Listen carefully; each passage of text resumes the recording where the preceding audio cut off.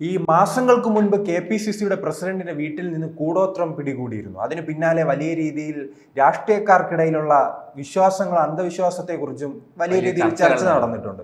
അതിനിടയിലാണ് ഇപ്പോൾ മധുര പാർട്ടി കോൺഗ്രസിനിടയിൽ അങ്ങനെ അന്ധവിശ്വാസവും ഹിന്ദുക്കൾക്കെതിരെ ആണെന്ന് നാം വിശ്വസിക്കുന്ന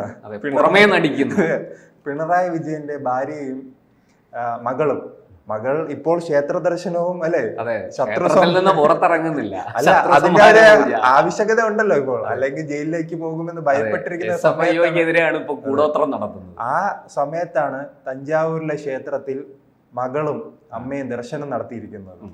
എന്തായാലും എന്ത് തോന്നുന്നു? തീർച്ചയായിട്ടും വളരെ നല്ല കാര്യം. ഈ സോഷ്യൽ മീഡിയ പൊതുവെ പറയുന്നത് വീണ ഇപ്പോൾ ക്ഷേത്രങ്ങളിലൊക്കെ പോകുന്നത് ഈ ശത്രുസംഹാര പൂജ നടത്താനും അതുപോലെ SFIക്കെതിരെ കൂടോത്രം നടത്താനും എന്നൊക്കെയാണെന്നാണ് സോഷ്യൽ മീഡിയയിലെ വിദഗ്ധന്മാർ ആക്ഷേപിക്കുന്നത്. അതെ. എന്തായാലും ഈ വീണ വിജയനും അമ്മ കമലയും കൂടി തഞ്ചാവൂർ ബൃഹദീശ്വര ക്ഷേത്രത്തിലാണ് പോയത്. ഈ പോയത് എന്തിനാണ്, അവിടെ ദർശനം നടത്തിയോ, ഇങ്ങനെയൊക്കെയുള്ള നിരവധി കാര്യങ്ങളുണ്ട്. ആർക്കും വ്യക്തിപരമായിട്ട് വിശ്വാസമാകാം, അവിശ്വാസിയാകാം, എന്തും ചെയ്യാനുള്ള സ്വാതന്ത്ര്യം നമ്മുടെ ഭരണഘടന നൽകുന്നുണ്ട്. അക്കാര്യത്തിൽ അതൊക്കെ വ്യക്തിനിഷ്ഠമാണ്. ഒരാൾ വിശ്വാസിയാകുന്നതും ഒരു കാലത്ത് വിശ്വാസിയായിരുന്നയാൾ പിന്നീട് അവിശ്വാസിയാകാം, അവിശ്വാസിയായിരുന്നയാൾ വിശ്വാസിയുമാകാം. അതൊക്കെ ഓരോരുത്തരുടെ വ്യക്തിപരമായ കാര്യം. എന്തായാലും അവരവിടെ പോയി എന്നുള്ളത് സത്യമാണ്. അപ്പോൾ ഇതിനെക്കുറിച്ച് ചില ചർച്ചകൾ ഞാൻ സോഷ്യൽ മീഡിയയിൽ കണ്ടത് 1-2 കാര്യങ്ങൾ പറയാം.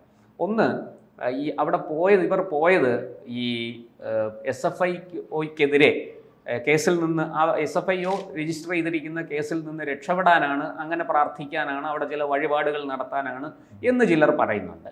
അത് സ്വാഭാവികമാണ്. ഇത്തരത്തിലുള്ള കേസുകളൊക്കെ വരുമ്പോൾ പണ്ട് നമുക്കറിയാം, ജയലളിതയൊക്കെ ഗുരുവായൂരമ്പലത്തിൽ വന്ന് ഗുരുവായൂരപ്പന് സ്വർണ്ണക്കിരീടം കൊടുത്ത കഥയൊക്കെ നമ്മൾ പത്രങ്ങളിലൊക്കെ വായിച്ചിട്ടുണ്ട്. ഇവിടെ അതുപോലെ അവർ പോയതാണോ എന്ന് നമുക്ക് വ്യക്തമല്ല. മറ്റൊന്ന്, അവർ ഈ പാർട്ടി കോൺഗ്രസിൽ പിണറായിക്കെതിരെ വല്ല നീക്കവും നടക്കും. പിണറായിയെ പ്രായത്തിൽ ഇളവ് നൽകിയിരിക്കുകയാണ്, അതിന് വലിയ തോതിൽ എതിർപ്പ് വരും. പ്രത്യേകിച്ചും കേരളത്തിന് പുറത്തുനിന്ന്, ബംഗാൾ തുടങ്ങിയ സ്ഥലങ്ങളിൽ നിന്ന്, സംസ്ഥാനങ്ങളിൽ നിന്ന് വലിയ എതിർപ്പ് വരും. അതിനെ അതിജീവിക്കാനുള്ള കരുത്ത് കിട്ടാൻ വേണ്ടി ചില വഴിപാടുകൾ നടത്താനാണ് പോയതെന്നും പറയപ്പെടുന്നുണ്ട്. എന്തായാലും ഈ ബൃഹദീശ്വര ക്ഷേത്രത്തിന് ചില പ്രത്യേകതകളുണ്ട്, അതറിയോ? ഈ ബൃഹദീശ്വര ക്ഷേത്രം രാജരാജ ചോളൻ, ഇത് കാവേരി നദിയുടെ തെക്കൻ കരയിലാണ് ഈ ക്ഷേത്രം സ്ഥിതി ചെയ്യുന്നത്. ഈ സംഗീതത്തിനും നാട്യത്തിനും നൃത്തത്തിനും ഒക്കെ വലിയ പ്രാധാന്യം കൊടുക്കുന്ന ഒരു ക്ഷേത്രം കൂടിയാണിത്. അവിടെ 10-ാം നൂറ്റാണ്ടിൽ രാജരാജ ചോളൻ നിർമ്മിച്ചതാണ് ഈ ക്ഷേത്രം. ദക്ഷിണമേരു എന്നാണ് ഇത് പൊതുവെ ഇന്ത്യയിൽ അറിയപ്പെടുന്നത്. എന്ന് മാത്രമല്ല, അതിൻ്റെ കിഴക്കേ നടയിലെ വിമാന ഗോപുരം തെക്കേ ഇന്ത്യയിലെ ഏറ്റവും ഉയരമുള്ള ഒരു കെട്ടിടം, ഒരു ഗോപുരമായിട്ടാണ് കരുതപ്പെടുന്നത്. അതിലെ ശിവലിംഗം, അവിടെ പ്രതിഷ്ഠിച്ചിരിക്കുന്ന ശിവലിംഗം ഇന്ത്യയിലെ ഏറ്റവും വലിയ ശിവലിംഗമാണ്. അത്രയും വലിയൊരു ശിവലിംഗം വേറെ ഒരു ക്ഷേത്രത്തിലും പ്രതിഷ്ഠിച്ചിട്ടില്ല എന്നാണ് ഭക്തന്മാർ പറയുന്നത്. അപ്പോൾ കേസിൽ നിന്ന് രക്ഷ തേടിയാണോ വീണ അവിടെ പോയത്, അതോ അച്ഛൻ്റെ സ്ഥാനം ഉറപ്പിക്കാൻ വേണ്ടിയിട്ട് ഒരു തവണ കൂടി ഏറ്റവും പ്രധാനപ്പെട്ടത് അച്ഛൻ അറിഞ്ഞുകൊണ്ടാണോ, അങ്ങനെ ഒരു ചോദ്യമുണ്ട്. കാരണം ഇവിടെ ഇപ്പോൾ അച്ഛൻ മുഖ്യമന്ത്രി സ്ഥാനത്ത് ഇരുന്നാൽ മാത്രമേ കേസിൽ നിന്ന് രക്ഷപ്പെടാൻ പറ്റില്ല. അച്ഛൻ കുറച്ചുനാൾ മുൻപാണ് സനാതന ധർമ്മത്തെ കുറിച്ച് എതിർത്തത്. അതെ, മകളും അമ്മയും ഭാര്യയും, അതെ, അവരൊക്കെ സനാതന ധർമ്മത്തെ ആശ്ലേഷിക്കാൻ പോയിരിക്കുകയാണ്. അപ്പോൾ അച്ഛൻ എന്തു ആകാം, പക്ഷെ അച്ഛന് വേണ്ടിയിട്ട് മകൾക്കും ഭാര്യയ്ക്കും പ്രാർത്ഥിക്കാമല്ലോ. അപ്പോൾ ഈ പണ്ട് കൊടിയേരിയുടെ കാര്യത്തിൽ നാം ഇത് കണ്ടിട്ടുണ്ട്. അതെ, കൊടിയേരിയുടെ കാര്യത്തിൽ നമ്മളിത് കണ്ടതാണ്. കാടാമ്പുഴയിൽ മുട്ടറുക്കാൻ, കോടിയേരിയുടെ പേരും നക്ഷത്രവും പറഞ്ഞ് മുട്ടറുക്കാൻ അവിടെ ഷീട്ട് രസീതാക്കിയത് നമ്മൾ കണ്ടതാണ്. തഞ്ചാവൂരിലെ ഒരു പരിശോധന നടത്തേണ്ടിയിരിക്കുന്നു. തഞ്ചാവൂരിൽ എന്ത് വഴിപാടിനാണ് രസീത്? പിണറായി നക്ഷത്രം. അതെ, അല്ല, പേര് പിണറായി എന്ന് കൊടുക്കൂല, PV നക്ഷത്രം ഇന്നത് എന്ന് പറഞ്ഞേ കൊടുക്കാൻ സാധ്യതയുള്ളൂ. കാരണം ഈ PV ആണ് എല്ലായിടത്തെയും ഒരു ഐക്കൺ. അത് നമ്മുടെ മാസപ്പടി പുസ്തകത്തിലാണെങ്കിലും ഡയറിയിലാണെങ്കിലും വഴിപാടിന് രസീതാക്കുമ്പോഴാണെങ്കിലും PV എന്നുള്ളതാണ് അവിടുത്തെ ഒരു. തമിഴ്നാട്ടിലെ മാധ്യമങ്ങൾ അത്ര ശക്തമില്ലാത്തതുകൊണ്ട് ഇത് അറിയാൻ കഴിയില്ലല്ലോ. അല്ല, തമിഴ്നാട്ടിലെ മാധ്യമങ്ങൾ ഈ DMKയുടെ വരുതിക്ക് നിൽക്കുന്നതാണ് കൂടുതൽ. പക്ഷെ എന്നാലും അവിടെ ഇപ്പം അണ്ണാമലയൊക്കെ ഇത് അറിഞ്ഞു കഴിഞ്ഞാൽ അവർ കൃത്യമായിട്ട് അതിനെക്കുറിച്ചൊക്കെ പറയും. കാരണം ഈ ശത്രുവിൻ്റെ മിത്രം നമുക്കും ശത്രുവാണല്ലോ. അതുകൊണ്ട് ആ ഒരു നയം അദ്ദേഹം സ്വീകരിക്കും. എന്തായാലും ഈ തഞ്ചാവൂരിൽ ഈ പറഞ്ഞ കാവേരിയുടെ തെക്കൻ കരയിൽ മധുരയിൽ നിന്ന് 2.5 മണിക്കൂർ യാത്ര ചെയ്ത് എത്തേണ്ട ഒരു സ്ഥലമാണ്. പാർട്ടി കോൺഗ്രസിനിടയ്ക്ക് അതിനുള്ള സമയം വീണയും കമലയും കണ്ടെത്തി എന്നുള്ളതാണ് ഏറ്റവും വലിയ പ്രത്യേകത.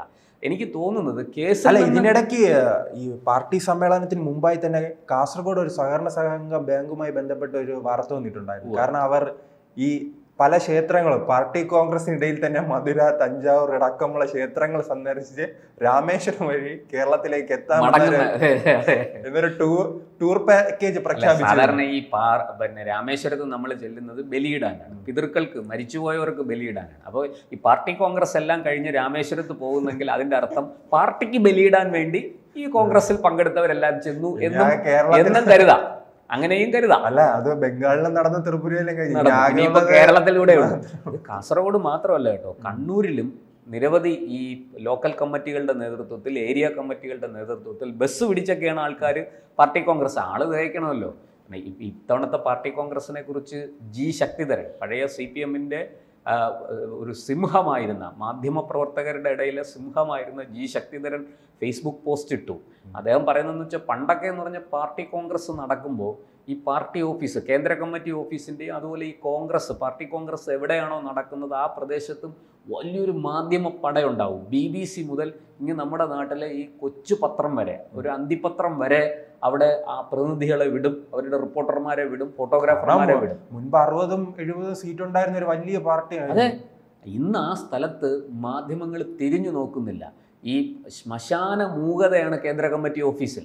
അതുപോലെ തന്നെ ഈ പാർട്ടി കോൺഗ്രസ് നടക്കുന്ന സ്ഥലത്ത് പേരിന് ദേശാഭിമാനിയും കൈരളിയൊക്കെ ഉണ്ട് എന്നുള്ളതല്ലാതെ വലിയ രീതിയിൽ മാധ്യമങ്ങൾക്ക് പോലും അല്ല, പ്രാദേശിക പാർട്ടികൾക്ക് ഇതിനേക്കാൾ MP-യും അതെ തീർച്ചയായിട്ടും. ഇത് ദേശീയ പാർട്ടി എന്ന് അവകാശപ്പെടുന്നെങ്കിലും ഈ കേരളത്തിൽ മാത്രമായിട്ട് കനലൊരു തരി ആയിട്ട് ചുരുങ്ങിപ്പോയ ഒരു ദേശീയ പാർട്ടി.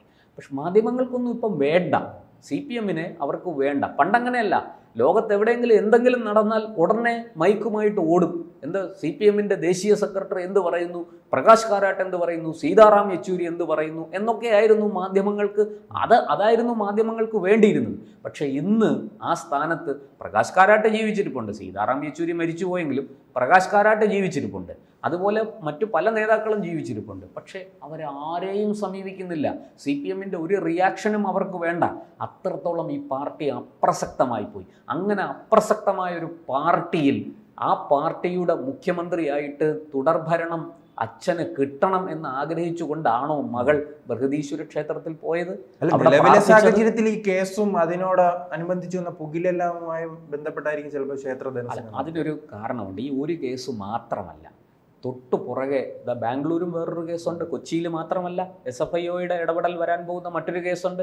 അതല്ല, ഈ സീരിയസ് ഫ്രോഡ് ഇൻവെസ്റ്റിഗേഷൻ ആണ്. അങ്ങനെയാണെങ്കിൽ ഈ ശത്രു സംഹാര പൂജ ഉണ്ടെങ്കിൽ അത് ആർക്കെതിരെ, SFIക്കെതിരെ ആയിരിക്കുമോ അതോ അമിത്ഷായ്ക്കെതിരെ സാധ്യത? അമിത്ഷാ അവരുടെ, കാരണം പലപ്പോഴും പിണറായി വിജയൻ നരേന്ദ്രമോദിക്കെതിരെ ഒന്നും പറയില്ല, പക്ഷെ അമിത്ഷായ്ക്കെതിരെ രൂക്ഷമായിട്ട് പലപ്പോഴും സംസാരിച്ച് നമ്മൾ കണ്ടിട്ടുണ്ട്. കൊള്ളാം, നല്ല തടിയാണ്, ഈ തടി നിറയെ വെള്ളമാണ്, അതും കൊണ്ട് ഇങ്ങോട്ടൊന്നും വരണ്ട എന്നൊക്കെ പറഞ്ഞ് ചില ഭീഷണിപ്പെടുത്തലുകൾ നമ്മൾ കേട്ടതാണ്.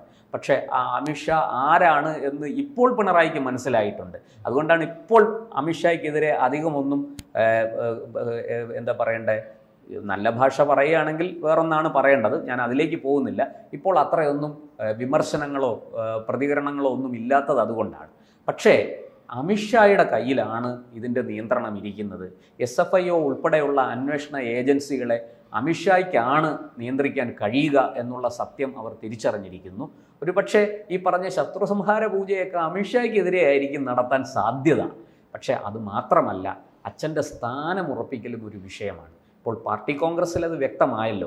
പിണറായിക്കെതിരെയും ശബ്ദമുയരും എന്നുള്ള കാര്യം മനസ്സിലായല്ലോ. ബംഗാളിലും UPയിലും മഹാരാഷ്ട്രയിലും നിന്നുള്ള പ്രതിനിധികൾ വളരെ ശക്തമായിട്ട് കേരളത്തിൻ്റെ അപ്രമാദിത്വത്തെ, പ്രത്യേകിച്ചും പിണറായി വിജയൻ്റെ മേൽക്കോയ്മയെ എതിർത്തിരിക്കുന്നു എന്ന വിവരമാണ് പുറത്തു വരുന്നത്. പാർട്ടി എത്രയൊക്കെ അത് ഒളിച്ചു വെക്കാൻ ശ്രമിച്ചാലും, എത്രയൊക്കെ അതിനെ തമസ്കരിക്കാൻ ശ്രമിച്ചാലും ആ സത്യം എന്തായാലും പുറത്തു വന്നു കഴിഞ്ഞു. പിണറായി വിജയന് പഴയതുപോലൊരു അപ്രമാദിത്വം പാർട്ടിക്കുള്ളിൽ പ്രകടിപ്പിക്കാൻ കഴിയില്ല, ചോദ്യം ചെയ്യും എന്നുള്ള സത്യം. ഈ സാഹചര്യത്തിൽ കൂടിയാണ് വീണയുടെയും കമലയുടെയും ബൃഹദീശ്വര ക്ഷേത്രത്തിലെ ഈ പറയുന്ന ഈ കാവേരിയുടെ തെക്കൻ കരയിലുള്ള ഈ ശിവക്ഷേത്രത്തിലെ ദർശനത്തെയും അവിടുത്തെ പൂജകളെയും വഴിപാടുകളെയും ഒക്കെ നമ്മൾ നോക്കിക്കാണേണ്ടതെന്ന് വ്യക്തമാണ്.